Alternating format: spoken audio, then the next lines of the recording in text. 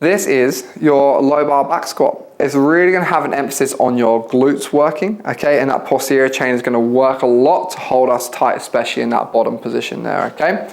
So the main things you're thinking about when you're doing your low bar back squat is the bar position on your back.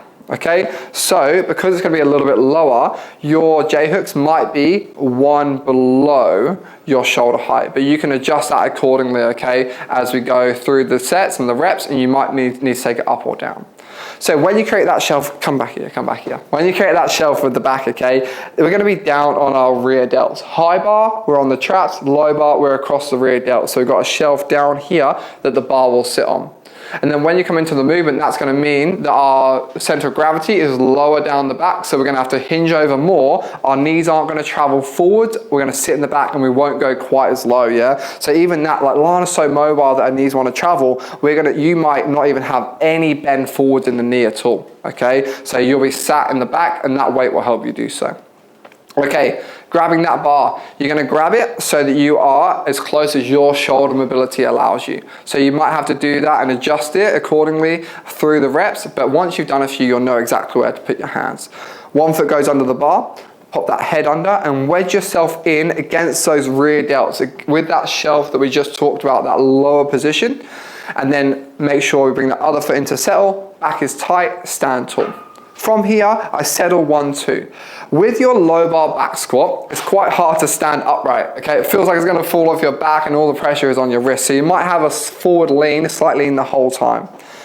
When I initiate my movement, I want to think about doing one or two things with my feet. So I want to think about ripping the floor apart. So if I'm stood on two big sheets of toilet paper and I've got that zippered line down the middle, either ripping that toilet paper apart and creating tension to get my glutes working, or another way is screwing the feet in. I find that a bit harder with my low bar to do it.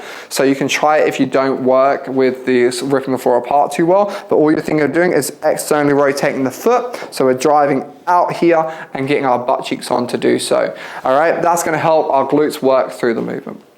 From this position, I'm going to be hinging a lot more, so I'm going to sit back and lean over a lot. That means my glutes are going to work a heap and I'm going to have a big angle, because if I bend more, Lana's going to hold the bottom here. See how bent over she is? Her glutes are stretched a lot around her bum now. Okay, so from the top, I think about my shelf. Ribs are down, okay? You don't want to be arching that back, and then at the bottom, if Lana does one like that, you see how at the bottom, she can only go there, and then she wants to tuck under with her bum. So make sure her ribs are down. Back tight, ribs down, breathe and embrace. Sit back, rip the floor apart, about to 90 degrees. So with this, see Lana's knee bend, 90 degrees. Okay, you don't need to go any lower than this with this one because she's already got that big hip angle to get the glutes working and stretched out. From there, drive back to your top position, but don't let that shelf relax. To re-rack, walk in, bang, slide down, and that is your low bar back squat.